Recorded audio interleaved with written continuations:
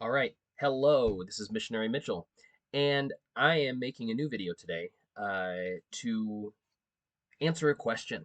So there was a friend of mine that her daughter had some questions for school regarding some things in the Philippines. And let's just turn that off so that doesn't happen again. Sorry about that. Um, so let me tell you what her questions are, and then we're going to go ahead and go through and answer them all.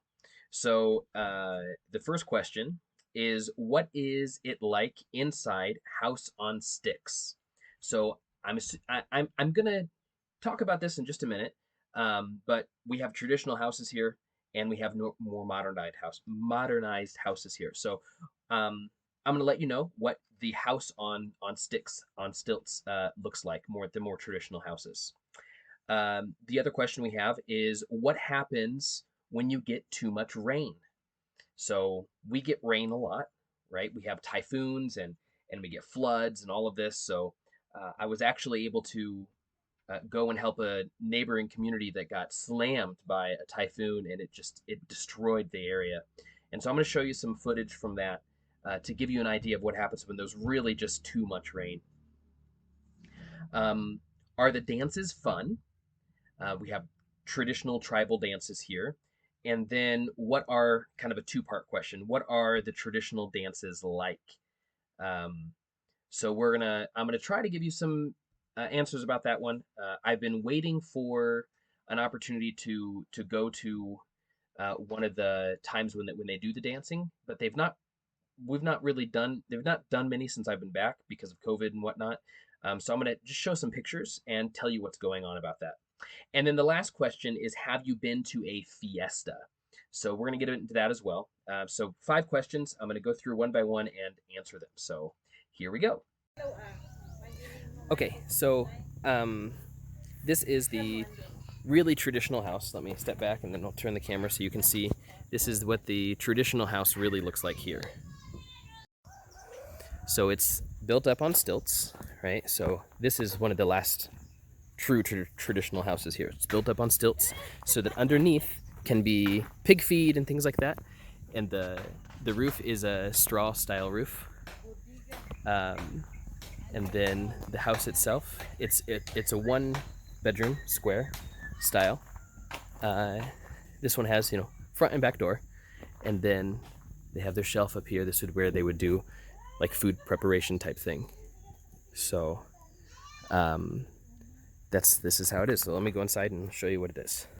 All right, so we come in. Hello. This is how the stove is. It's okay. It's okay. This is how the stove is. This is the traditional style, and then it'll just go up through the rafters. And sometimes they'll hang a meat up here, and it'll be like a smoked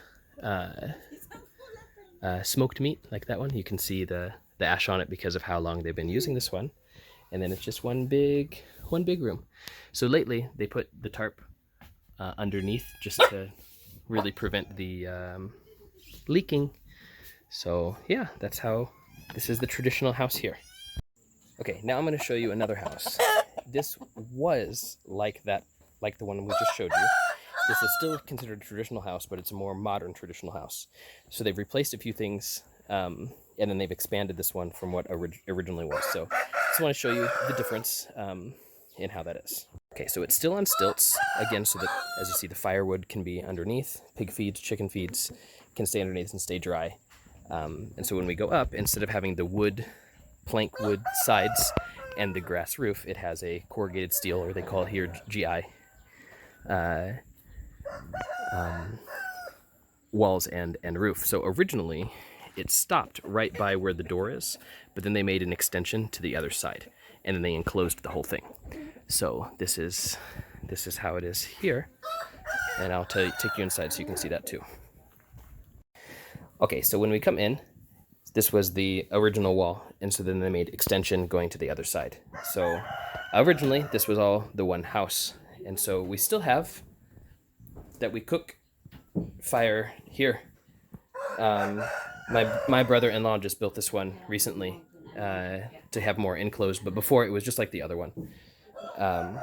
And so it comes up, and then it goes up. They'll hang meat here to smoke it, and then it goes out up there. Not a real chimney, but just a way for the air to go out.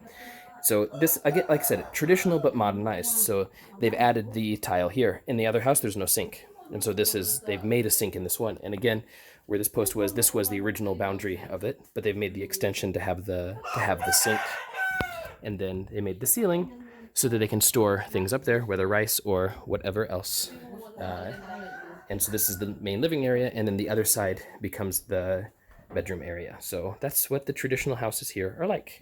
Okay, there's one more thing I want to show you. So we're coming down from the house. If you notice, there's no bathroom inside. So the bathrooms here are actually outside the house. So this is the bathroom here, and it's separate. There's the bathroom in terms of where you take a bath and where you use the restroom, right? So this one is where you will use the restroom, and this one is where you will take a bath. And laundry room. So they just built this one. So before, what they had was what they called an open pit bathroom, which is just like it sounds. They dig a deep hole, and they put boards over the top, and you just go into that deep hole. So yeah, that's traditional houses here. So next we have, what is it like when it's raining too much? So we're gonna look at some videos and then also some pictures of what it's like when it rains too much. So let's jump in and take a look. So in this one, I'm driving to that place that I was mentioning that had that strong typhoon. This is the road. There was the landslide came down, and so I'm having to drive through thick mud as well as water. This is 5 days after the typhoon, and normally this is a regular looking road. So this is really what happens when it rains too much. The mountain just slides down. So then here's this. I turned off the video and then did another one. It gets really difficult because some of the parts are really steep, and so when it gets really muddy like this, it makes it very hard to drive through it. And continuing on there, again, we have another part where the mountain just slides down, and so it was really difficult. What happened in this community was this road was cut off, and I had to go. I took my truck there because it had 4-wheel drive, and it was my job to get the supplies from the center and then take it to the other villages where the roads had no access for normal cars to get through. So, so yeah, it was just, when you get a lot of rain, it's not fun. Now this was so much rain, so it's not like this happens all the time, uh, but it is a real reality that the rain, when we get a lot of it, it's really unpleasant. Um, we talk in the U.S. sometimes that it rains so much, and you're just tired of driving. You get puddles everywhere and some little floods in the road, but the roads don't disappear because of the rain. So coming up here, I'm going to turn the camera in just a second so you can see. There was a retaining wall right there, and what you see there was what's left of the mountain there, because it was just gone.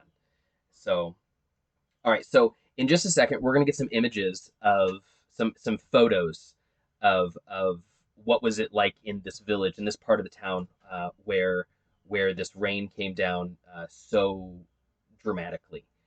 Houses were just gone. So here we go. The water's still going down those steps. That's just the rubble from what was up here again.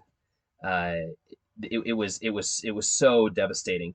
They'd been digging out the bottom floor of that house for 2 days by the time I got there, and again, these were houses, and it was in an area where the rain just came down and it just flooded it. It just came down in like a tidal wave almost. So it was really really difficult and not very pleasant for them. All right, so next up is the dance, the traditional dance, and is it fun? So the picture that you see there is for the tribe that I live in.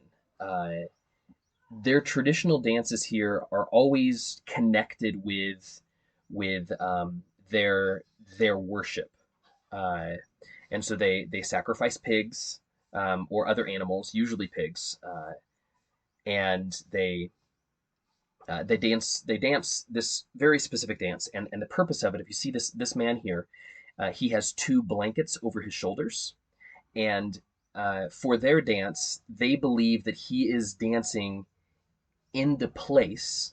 He's the representative, in a way, of the male ancestor from this clan, and so that male ancestor is being embodied through him. And then there's also a woman who will dance, and she will just have one blanket. You see her right next to him there, and they dance together. And the idea of this one is that a representative from these two different clans, sometimes the same clan, but that there's a ancestor indwells them in a way, and that they dance in on behalf of that ancestor. So as a Christian, this becomes a difficult thing, because for many, this is just part of their culture, and there's no problem with it, and they just do it because this is what they do.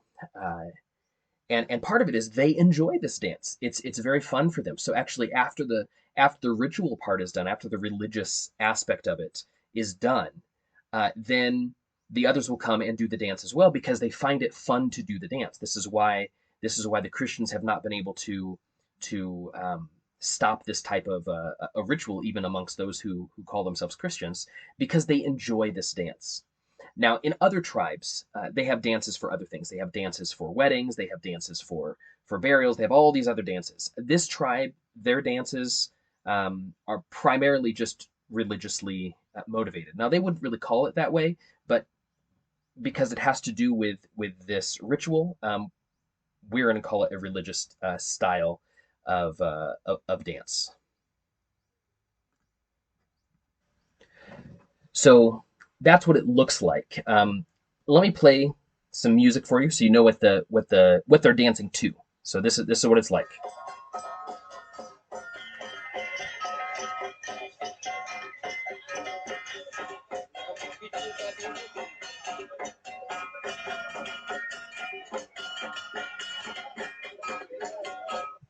So that's what they're dancing to, and so it's it has a funness to it. And now I may have misspoken a little bit a minute ago. Um, it's not solely for rituals. As I said, when they're done with the ritual, they will still come and do it. Ingrid was telling me that there are times when when they will do this dance, sometimes at a wedding, or just for fun. But that's to me, that's uncommon. I've been to dozens of weddings, and I've never seen this done at a wedding. That doesn't mean it doesn't happen, but I'm going to say that 90% of the time, this dance is specifically religious, in worshiping their ancestors. Again, they're not going to call it religious, but based on the actual definition of worship, it is. So, but the thing is it's fun. It's a fun dance to do. The music is fun. It's fun to do it. It's I don't mean to say it's silly. I sometimes feel silly because it's not my dance necessarily. But even though I feel silly, it's fun to do. It's a fun dance. And so we actually, in our attempt to not remove it from the culture, the dance itself from the culture, a few years ago we had this interchurch fellowship thing, and we did this dance to the music of Hallelujah to the Lamb. It has that kind of same general feel to it, and it was really fun. All the members of the church, we did it. We got in a line, and we danced together for this one, and we tried to make it as traditional as possible, in that the ladies wore the native costume, which is a skirt and a specific type of a top, and we weren't super traditional for the men, because the traditional costume for the men is a loincloth, and we did wear the loincloths, but we had shorts on underneath the loincloth, and it was really good because I didn't know how to tie my loincloth properly, and it kept falling. So as I'm dancing, I keep having to try to pull it back up. And anyway, it is a fun dance. So yes, it's fun, um, and but it's for right now, I would say 90% of the time, this dance is specifically tied to different types of worship, traditional rituals and things like that. So that makes it difficult. So so yeah, thank you for asking the questions, and I hope that this answered them. For everyone else watching, if you have any questions, put them in the comments. I would love to do another video like this to answer your questions, so you can see what it's really like here, what some of the cultural things are, and whatnot. So yeah, thank you so much. Thanks for watching Missionary Mitchell, and until next time, I'll talk to you later.